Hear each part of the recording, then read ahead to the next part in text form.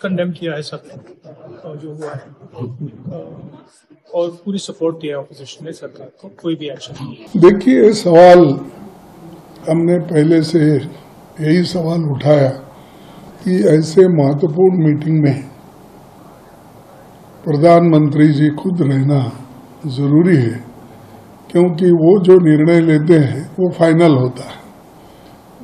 आज जो defence minister के नेतृत्व में जो मीटिंग हुई और वहां पर अमित शाह साहब भी हाजिर थे और दूसरे मिनिस्टर्स भी हाजिर थे और ऑल पार्टी मीटिंग में सभी पार्टी के लोग आए थे, जिसमें जितने भी लोगों को उन्होंने इनवाइट किया था मोस्टली आए हुए थे।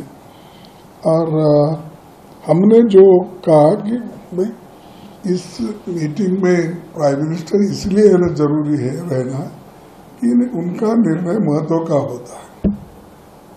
तो उन्होंने कहा कि हम सब बता देंगे, एक्सप्लेन करेंगे। तो हमने ये कहा कि एक्सप्लेन करना और बात है, वो खुद सुन के निर्णय लेना और बात है। तो खैर वो बात यही रही, ठीक है वो गए हैं, हम बता देंगे, ये बात ऐसी हुई। फिर उसके बाद में एक तो प्राइम मिनिस्टर इश्यूज के ऊपर हमने उठाया, क्यों अटेंड नहीं किए होंगे।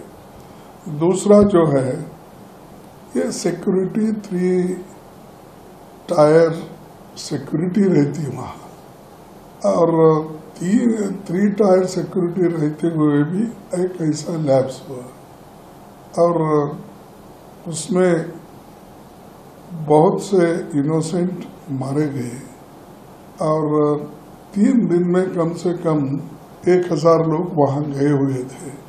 इतने लोग जाने के बाद भी यही राहुल गांधी जी ने पूछा कि जब 1000 लोग जब वहां गए हैं तो इसको पुलिस का पता रहना चाहिए, इतनी संख्या में जब वहां गए हैं। तो ये सिक्योरिटी लैब्स है, ये सवाल भी उन्होंने उठाया। उसको नेचुरली उनका जो भी रिप्लाई, पहले भी ऐसा होता था, हमने ये किया, लेकिन इस बार हुआ है, लेकिन इसको सब मिलकर कैसा दुरुस्त करना चाहिए उसके बारे में हम आज मिले हैं, वो हम करेंगे, ऐसा उन्होंने कहा।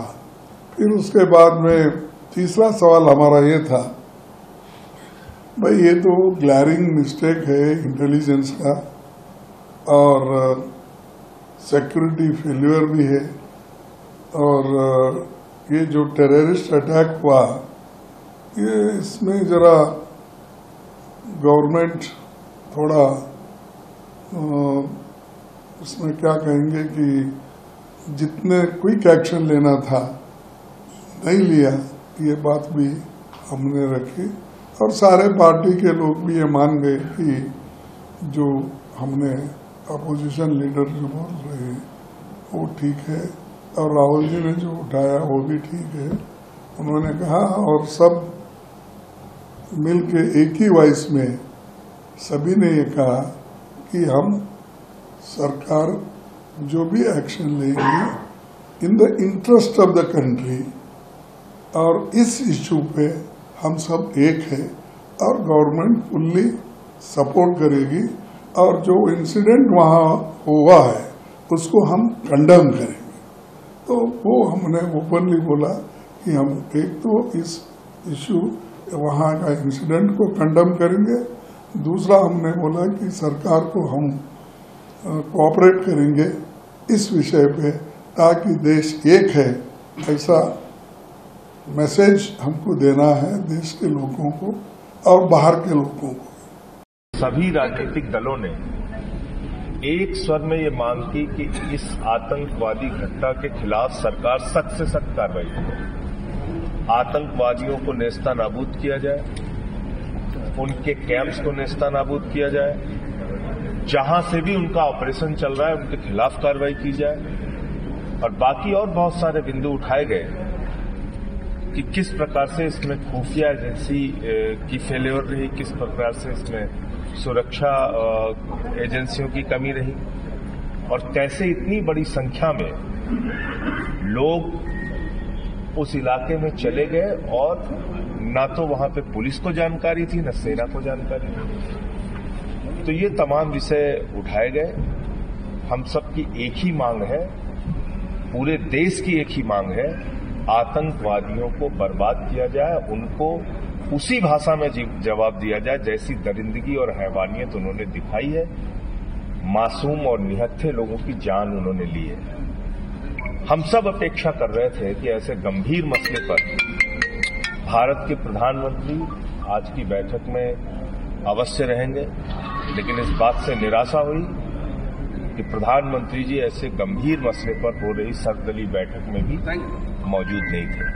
तो मुझे इतनी बात कहनी थी। और संजय जी ने जो कहा उसके साथ साथ एक बात मैं और कहना चाहता हूं जो वहां कही है, सब लोग उससे सहमत हैं। जब सारा देश एकमत है तो मीडिया को, सोशल मीडिया को भी बहुत नियंत्रित रहने की जरूरत है। उन्हें कोई ऐसा कार्रवाई नहीं करना चाहिए कि लगे कि देश में डिवीजन है। ये अगर कभी कोई गड़बड़ी होती है, देश का नुकसान होता है, तो आप सब लोग बहुत जिम्मेदार इसके लिए होंगे। जब कश्मीर एक है, कश्मीर से लेकर कन्याकुमारी तक, तो फिर यहाँ की बातें क्यों कराई जाती हैं? मैंने ये कहा है कि यूनाइटेड नेशन सिक्योरिटी काउंसिल का रेजोल्यूशन है 1373, उसमें ये खास तौर से कहा गया कि कोई स्टेट क्रिमिनलाइजेशन को फाइनेंस ना करे और किसी भी तरीके से टेररिज्म को सपोर्ट ना करे, सेफ हेवन ना दे। तो पाकिस्तान बरसों से इस रेजोल्यूशन 1373 का वायलेशन कर रहा है। दूसरा, अगर आप यूनाइटेड नेशन का आर्टिकल 51 पढ़ेंगे, ये हम किसी स्टेट को दूसरे स्टेट के खिलाफ सेल्फ डिफेंस में एक्शन लेने का इख्तियार देता है और उसमें एक वर्ड है बेलिजेंट रिप्राइजल्स, इसको हम इस्तेमाल करना चाहिए, मैंने कहा। और तीसरा ये कि हमारे संविधान में आर्टिकल 355 है जो ये कहता है कि यूनियन पर एक ड्यूटी है एक्सटर्नल एग्रेशन से स्टेट्स को बचाने के लिए।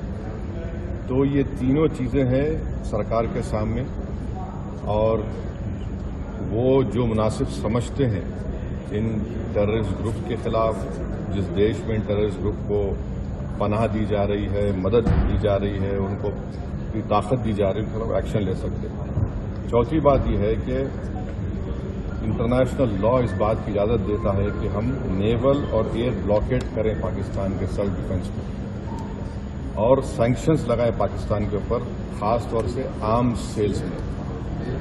इसके बाद मैंने ये कहा कि वहां पर मेडोज में आखिर क्यों सीआरपीएफ नहीं थी वहां पर,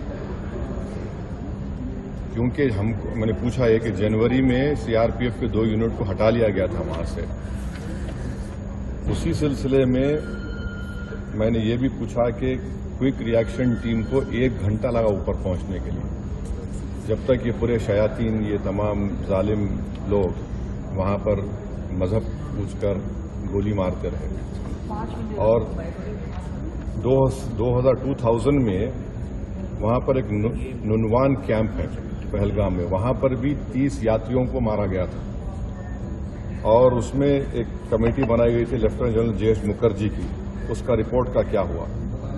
तो ये सब बातें हमने कही हैं और हम उम्मीद करते हैं कि साथ ही साथ मैंने ये भी कहा कि कश्मीरियों के खिलाफ और कश्मीरी स्टूडेंट्स के खिलाफ जो झूठा प्रोपेगेंडा किया जा रहा है वो रुकना चाहिए। और अगर लोग सोशल मीडिया में या टीवी चैनल के कोई एंकर्स हैं, ये भी मैंने कहा, अगर वो हिंदू मुसलमान नफरत में इजाफा करेंगे तो वो लश्कर तैयबा मुस्कुराएगा उनके ऊपर, पाकिस्तान मुस्कुराएगा उनके ऊपर। आप इस तरह से किसी एक समुदाय को जो इस बाइज्जत इस मुल्क के शहरी हैं और मुसलमानों का इससे कोई ताल्लुक है ना कभी रहेगा, यकीनन हम मान रहे कि इन दहशतगर्दों ने किसी का रिलीजन पूछकर उनकी जान ली, वो कंडेमनेबल है। मेरे पास तो अल्फाज भी नहीं है, मगर अगर आप उसके जवाब में अगर यह करेंगे तो फिर हम उन लोगों को ताकत बख्श देंगे जो इन्होंने इस तरह का टेररिज्म किया। अब ये सरकार के ऊपर है, और हमने इंडस वाटर ट्रीटी के बारे में कहा कि बहुत अच्छी चीज़ है कि हम नहीं बोल दिए, मगर आप बताइए हम पानी कहाँ रखेंगे? पानी तो कहीं रखना पड़ेगा ना आपको। तो और इसमें आप देखिए कि इंडस वाटर ट्रीटी में जो चिनाब का इलाका है वो पूरा पहाड़ी इलाके से पानी जाता है, जहलम का जो है वो जमीनी इलाके से जाता है, और वर्ल्ड बैंक इसका इंटरलॉक्यूटर है। तो इस पर हमने कहा कि इस पर देखने की जरूरत है, और सरकार जो भी एक्शन लेगी हमारे देश के तमाम लोगों को उनकी जान और माल को बचाने के लिए, खासतौर से इस बुज़दिलाना वहशियाना दहशतगर्द हमले के बाद, हम उसकी तायीद करेंगे। ये कोई सियासी मसला नहीं है, ये हमारा नेशनल मुफाद है, नेशनल इंटरेस्ट में है, और हम उनके साथ खड़े रहेंगे। सर, ये आपने इंडस वाटर ट्रीटी पे बोला, तो क्या आप बोल रहे हैं कि ये एक्शन नहीं लेना चाहिए क्या? नहीं, मैं ये देखिए, आपने तो देखिए वर्ल्ड बैंक इंडिया और पाकिस्तान में बैठकर ये ट्रीटी करवाया, वो उसका इंटरलॉक्यूटर है। भाई पानी को कहाँ रखेंगे आप? अच्छा है, आपने अच्छा स्टेप लिया, मानते हैं, पानी कहाँ रखेंगे आप? डैम बना सकते। आप भाई डैम बनाइए ना। ये स्टैंडिंग कमेटी थी, उसने भी इसको कहा था कि हमको इंडस नहीं, अब वो समझ जाइए। मैंने ये कहा कि अच्छा आपने लिया है जो steps cabinet committee on security में लिया आपने, ठीक है, मगर वर्ल्ड बैंक इंटरलॉक्यूटर है उसका, तो वो भी देखे, इंटरनेशनल लॉ से देखने की जरूरत है। पाकिस्तान ने शिमला एक और भी कैंसिल कर दिया। वो तो सरकार से पूछिए, हमने कहा ये बात कही। Thank you.